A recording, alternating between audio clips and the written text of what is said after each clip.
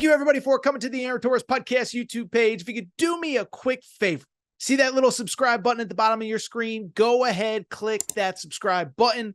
Really does help our channel grow, our audience grow, and I really do appreciate it more than you know. So click that subscribe button. Appreciate your support. Now, here's the video that you came here for. What I do want to talk about is the big picture ramifications of what we have seen in this college football season, but in this college football postseason as well. As I've mentioned now twice, you can see it on the screen. This is the first time since 2004 and 2005. That was when USC played Oklahoma. That is when USC played Texas, Vince Young versus Leinart and Bush. And that is the last time that we have not had any SEC team in the national championship game in back-to-back years. Obviously, Oklahoma and Texas at the time were in the Big 12. And so to me, it speaks to a broader conversation of just how worried should you be if you're the SEC and what has happened to lead us to this situation. Because somehow, some way, over the last couple months, I have been deemed an SEC hater when in reality, I agree with the prevailing narrative. The SEC, in my opinion, has been by far the best conference in college football for most of the last 15 years. It's the best conference, by the way, in college basketball this year. It's the best conference every year in college baseball.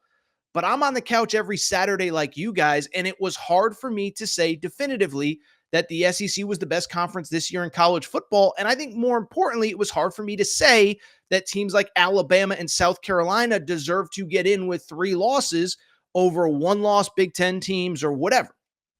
And so the question becomes, how has this happened? Excuse me. And then I think the big conversation that everybody's talking about is it as simple as the SEC was always paying players and now everybody else gets to, and that is why the SEC is down? I certainly don't believe that, but what I do believe, and I'll try to be quick here because we got a lot of college hoops to get to, is that there were some cultural things for the SEC that worked in their favor for years and years and years. And now, conversely, there are some things working against them, including, of course, NIL.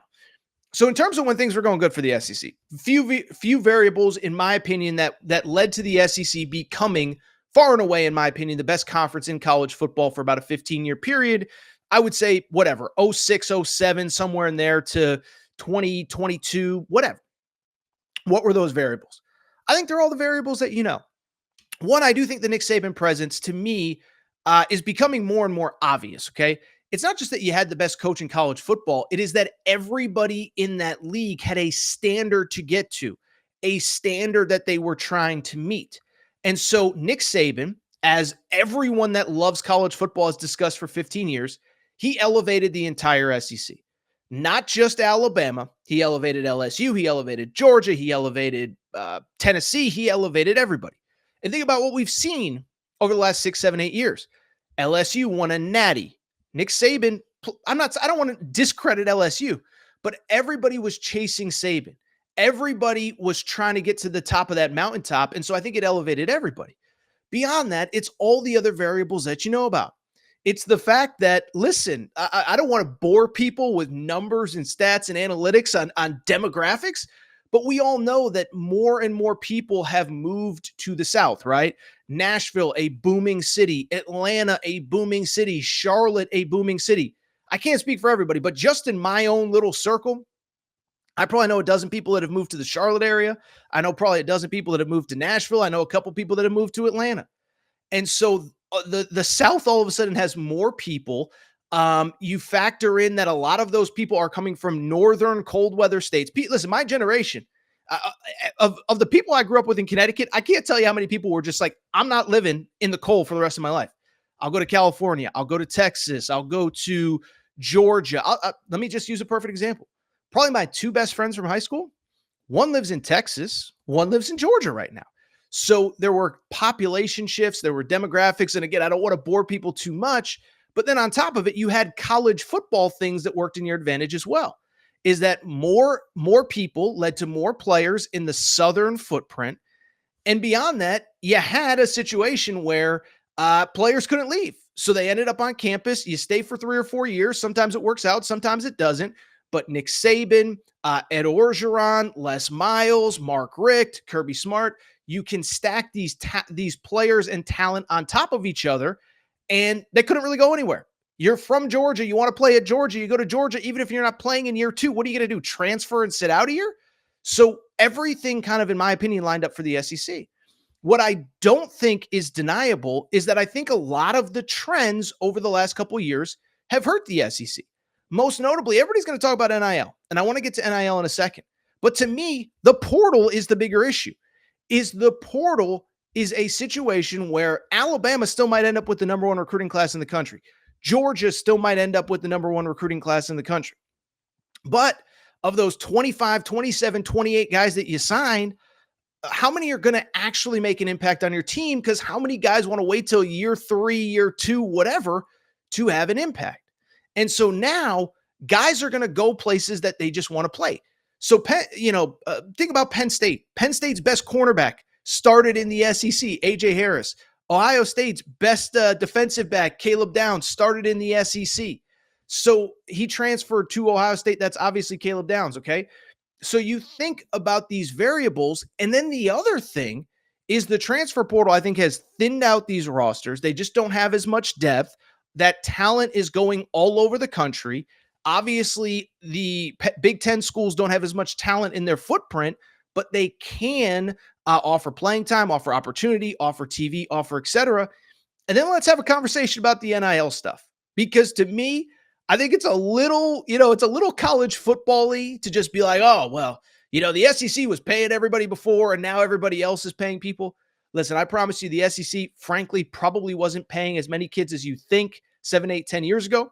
But more importantly, I promise you other schools outside of the SEC were paying as well. Won't name names, but, I know coaches in the business. I have buddies that have played, let's just say at Big 12 schools, Big 10 schools, former Pac-12 schools. So I don't think it's as simple as, the Big Ten's pay. Now the Big Ten can pay everybody. But I do think, in my opinion, and this is important, that I do think the NIL is a factor because what I don't think people realize, and I said this after the Alabama loss in their bowl game to Michigan, I said, I don't think people realize in an NIL world, if these Big Ten schools fully weaponize just how dangerous they can be. Okay, let's just talk about the schools in the Big Ten footprint. And for the sake of the conversation, I'll include Notre Dame. Ohio State, let's start with them. I would argue maybe the biggest brand in all of college football. Notre Dame is probably in the conversation. Massive brand. We all know the stories. I've covered Ohio. I covered an Ohio State game, 3, 4, 5 years ago. They played Clemson in Arizona in a college football playoff game. The place was 85% Ohio State fans. It was insane. I live in Pasadena. The Rose Bowl, it was probably 70-30 Ohio State fans, even though Oregon is an hour-and-a-half flight to Southern California. Massive brand. And listen, we have seen in the last year what that program can do in NIL and how they can weaponize that massive fan base to put together what is now obviously the most talented roster in college football. By the way, beyond that, Penn State, I don't know how many people realize this. You know that Penn State actually has the largest living alumni base of any school in America? Looked it up this week for the show. 750,000 living alums. Alabama has like 200,000. LSU has like 225,000.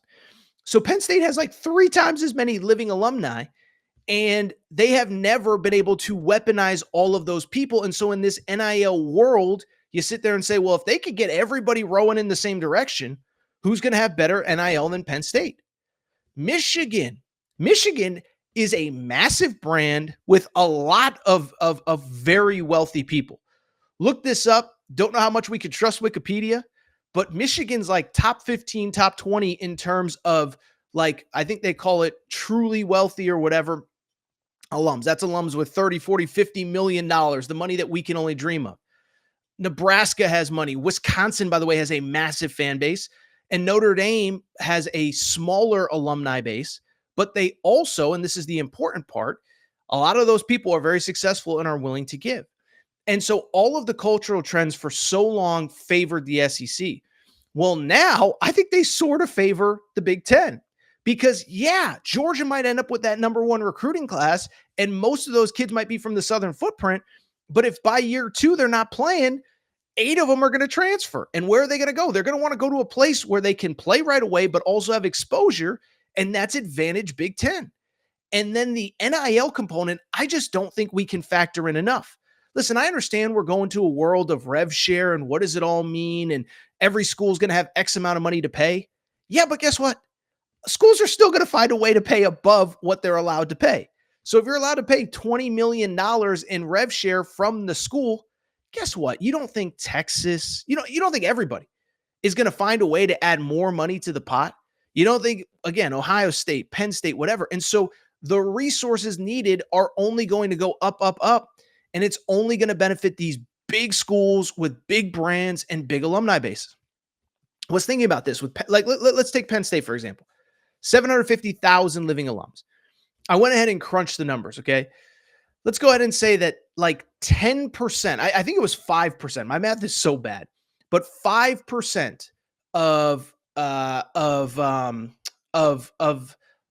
that 750,000, that would be 37,000 people. Let's say 10% decided to donate $10 a month, just $10 a month. Just from that, that's $375,000 a month. That's well over $4 million a year. That's at 5% at $10. You start talking about donating, if 10% donates $10 or $20, excuse me. So again, 75,000 times $20. So if 10% of that alumni base, I'm all over the place today. It's Sunday, whatever. Let's say 10% donated $20 a month. That's 1.5 million a month. That's 18 million a year in NIL. If 10% of Penn State's alumni decided to donate $20 a month, doesn't include the $1 million booster, doesn't include the 500,000 donated by the former soccer player to the soccer program, just the average alum donating $20 a month, that's $18 million a year in NIL that can be given out. So I could go on, but I do think these cultural trends are favoring the Big Ten, and I don't think it's going to change. And I think we're already seeing the impact beyond just the Big Ten having Ohio State. Notre Dame is in the Big Ten footprint in this championship game. Think about where we're at in college football right now. Number one recruit in America, Bryce Underwood, was committed to LSU. What ends up happening? We all remember. Michigan basically said, you're from Michigan. We need a quarterback. We're going to pay you literally whatever you want. And all they kept doing was raising the number. Every single week, it's more and more until the point where the family couldn't say no. Like Bryce Young's family is on the record saying, we just got to a number that we couldn't say no to and that LSU couldn't come close to matching. Well, now the number one recruit in America is going to Michigan. Dylan Raiola, a year ago, I think that was a little bit more about playing time. But 7-8 years ago, he just goes to Georgia and doesn't even think twice about it. But he's like, I can go to Nebraska. I can get paid really well. And yeah, they don't have as much talent as Georgia, but we can go recruit some talent. We can go buy some talent. Look at the portal rankings this season. They've gone out and gotten offensive linemen. They've gone out and gotten wide receivers. Like they're going to be a top 25 team going into next year. So I could go on and on. I want to get to some college hoops, but I just think this is a fascinating conversation. We're going to have more conversations about this going forward because you look at the state of the SEC, it is disappointing, the postseason. And I don't want to say like the SEC, like, listen, it's not poverty, whatever.